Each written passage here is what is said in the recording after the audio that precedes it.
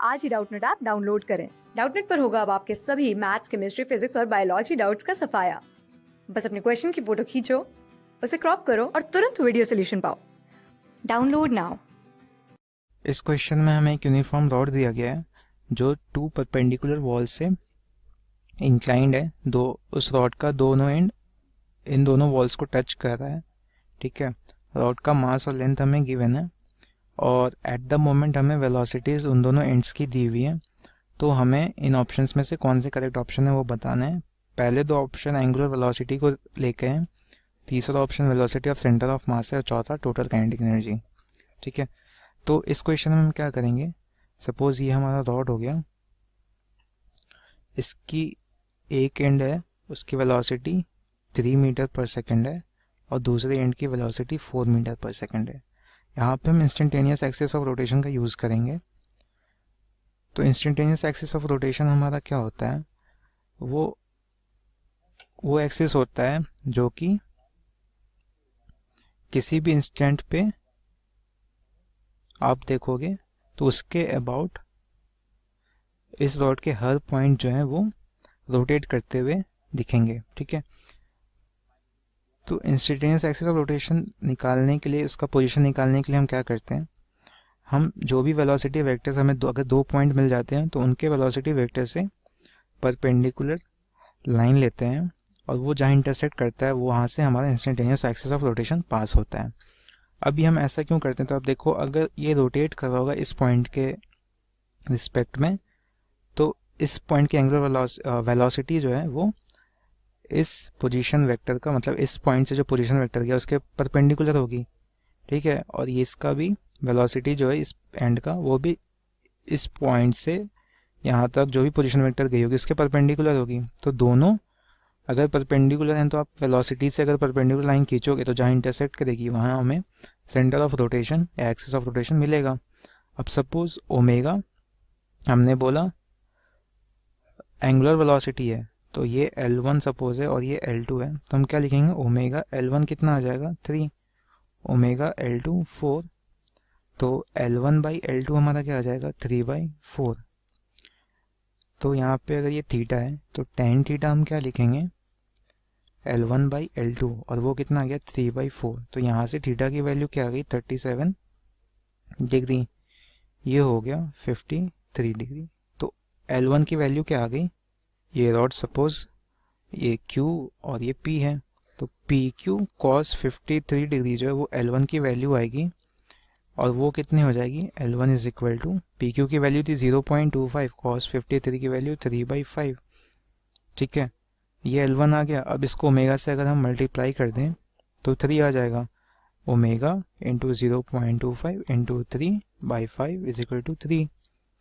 अब इसको हम देखें तो ओमेगा की वैल्यू क्या आ जाएगी, सॉरी हमारे रॉड का जो लेंथ था वो 0.5 है, तो यहाँ पे हम 0.5 लिखेंगे। अब ओमेगा की वैल्यू यहाँ से आप देखोगे तो क्या आ जाएगी 5/0.5 इज इक्वल टू 10 रेडियन पर सेकेंड। तो ऑप्शन बी हमारा गलत है और ऑप्शन ए, अब देखो तो काउंटर क्लॉकवाइज है, तो क्या काउंटर क्लॉकवाइज है, तो अब देखो कि आर हमारा इधर है और वी इधर है। ठीक है, तो ओमेगा का डायरेक्शन हमें अगर देखोगे क्लॉकवाइज होगा तो क्यू की वेलोसिटी इधर होनी चाहिए, पर वो डाउनवर्ड है यानी एंटी क्लॉकवाइज है, तो ए ऑप्शन हमारा सही है। अब सेंटर ऑफ मास की वेलोसिटी, तो सेंटर ऑफ मास से हम कनेक्ट कर देते हैं इसको, इसका लेंथ क्या हो जाएगा, अब देखो कि ये 53 डिग्री है और ये 0.25 होगा। ठीक है, तो L1 हमारा क्या था 0.3। ठीक है, तो यहाँ पे अगर आप देखो इस लेंथ की वैल्यू हम क्या लिख सकते हैं, ये लेंथ कुछ नहीं होगा, ये जो रेक्टेंगल बन रहा है उसका ये डायगोनल है उसका हाफ होगा, तो ये डायगोनल की लेंथ क्या होगी this square plus this square का रूट, तो कितना हो जाएगा डायगोनल की length, diagonal is equal to root under L1 square plus L2 square. ठीक है, L1 की वैल्यू हमें मालूम है 0.3 स्क्वायर। अब L1 बाई L2 हमें गिवन पता था 3/4 है। L1 0.3 है तो L2 क्या हो जाएगा 0.3 इंटू 4/3, ये हो गया 0.4, ये 0.4 स्क्वायर। इसको अगर सॉल्व करें डायगोनल की लेंथ क्या आएगी 0.5, ठीक है। तो ये डायगोनल का हाफ है तो ये कितना हो जाएगा 0.25। तो ओमेगा में 0.25 मल्टीप्लाई कर देंगे तो हमें सेंटर ऑफ मास की वेलोसिटी मिल जाएगी, तो वो कितनी आएगी 2.5 मीटर पर सेकंड, क्योंकि ओमेगा हमारा 10 था। तो ऑप्शन सी भी हमारा सही है। अब टोटल काइनेटिक एनर्जी निकालनी है तो हम क्या करेंगे, half mv/com square plus half I about centre of mass omega square लिखेंगे, क्योंकि आप सेंटर ऑफ मास के अबाउट देखो तो सेंटर ऑफ मास के अबाउट रोटेशन हो रहा होगा और उसके लिए ट्रांसलेशनल काइनेटिक एनर्जी नहीं रोटेशनल काइनेटिक एनर्जी होगी।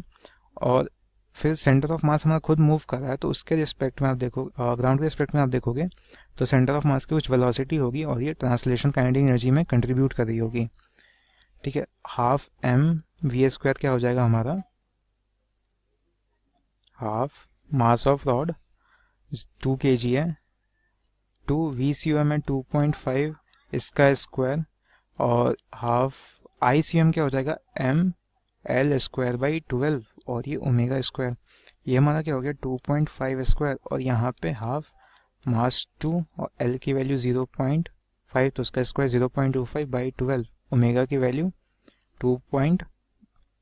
ओमेगा की वैल्यू 10 थी तो 100, ठीक है। तो ये हमारा 6.25 हो जाएगा, और यहाँ पे हमारा क्या हो जाएगा 0.25 इंटू 25/3 यानी 6.25/3, तो ये टोटल कितना आ जाएगा 18.75 प्लस 6.25/3 इज इक्वल टू 25/3। तो ये इतना हमारा काइनेटिक एनर्जी है, तो हमारा ऑप्शन डी भी सही है। क्लास 6 से 12 से लेके नीट, IIT, JEE मेंस और एडवांस के लेवल तक 10 मिलियन से ज्यादा स्टूडेंट्स का भरोसा।